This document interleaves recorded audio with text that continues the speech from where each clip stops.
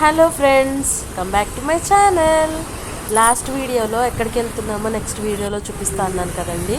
ఆ ప్లేస్ ఇది ఏంటంటే విజయవాడ నుంచి ఒక 15 to 18 కిలోమీటర్స్ దూరంలో ఉన్న శ్రీ పానకాల లక్ష్మీ నరసింహస్వామి టెంపుల్కి అయితే మనం వచ్చామండి.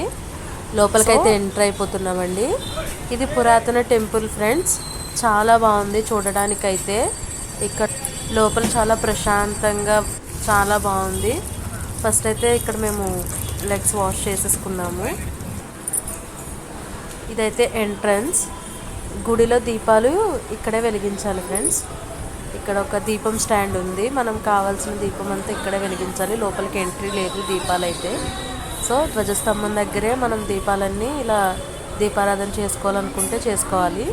అది లడ్డు కౌంటర్, ప్రసాదం కౌంటర్. పులిహోర, ఇక్కడ ప్రసాదం పులిహోర లడ్డు అన్నమాట. సో ఇది మొత్తం ఆలయ ప్రాంగణము. ఇక్కడైతే అన్నదానం కూడా చేస్తారు ఫ్రెండ్స్, కానీ మినిమం 150 మెంబర్స్కే చేస్తారు. అదే సాటర్డే సండే అయితే 300 మెంబర్స్కి చేస్తారు. టోకెన్స్ ఉంటాయి. 11 o'clockకి టోకెన్స్ ఇవ్వడం స్టార్ట్ చేస్తారు. హాఫ్ అన్ అవర్లో టోకెన్స్ ఇవ్వడం కూడా ఫినిష్ అయిపోతుంది. మేమైతే లోపలికి ఎంటర్ అయిపోతున్నాము. టోకెన్ ఉంటేనే ఫుడ్ పెడతారు, టోకెన్ లేకపోతే ఫుడ్ ఇవ్వరు.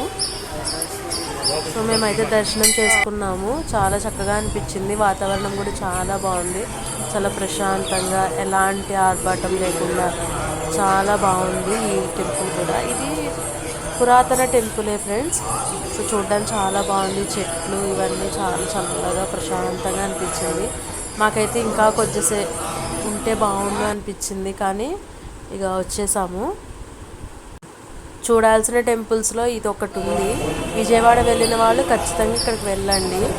హాఫ్ అన్ అవర్ ప్రయాణం ఉంటుంది అంతే ఫ్రెండ్స్, కానీ టెంపుల్ అయితే చాలా బాగుంది. ఇక్కడ వేద పండితులు కూడా వస్తున్నారు, దర్శనాలు చేసుకుంటున్నారు. బాగుంది. రామాలయం కూడా ఉంది దీని పక్కనే. లక్ష్మీ నరసింహస్వామి కూడా యాదగిరి గుట్టలో చూసినంత చక్కగానే ఉన్నారు స్వామివారు కూడా. ఇది మొత్తం ఆలయ ప్రాంగణం. విజయవాడ వెళ్తే మాత్రం ఖచ్చితంగా ఈ ప్లేస్ని విజిట్ చేయండి. విజిట్ చేయకుండా అయితే ఎవరు రావద్దు. చూడడానికే కాదు, ఉండడానికి కూడా చాలా బాగుంది. అయితే మేము వెళ్ళిన రోజు ఓనం ఫెస్టివల్ కూడా ఉంది. సో ఇలా కొంతమంది ఓనం స్టైల్లో కనిపించారు, బాగా అనిపించింది. వాళ్ళ డ్రెస్సింగ్ స్టైల్ కానీ అంతా బాగుంది. సో ఇది ఫ్రెండ్స్ పానకాల శ్రీ లక్ష్మీ నరసింహస్వామి వారి దేవస్థానం. మేము ఇక్కడి నుంచి ఎక్కడికి వెళ్ళామంటే ఇకో పార్క్కి వెళ్ళాము. ఆగండి, ఇకో పార్క్ గురించి మీకు డీటెయిల్స్ కావాలంటే నెక్స్ట్ వీడియోలో చూడాల్సిందే. Please subscribe.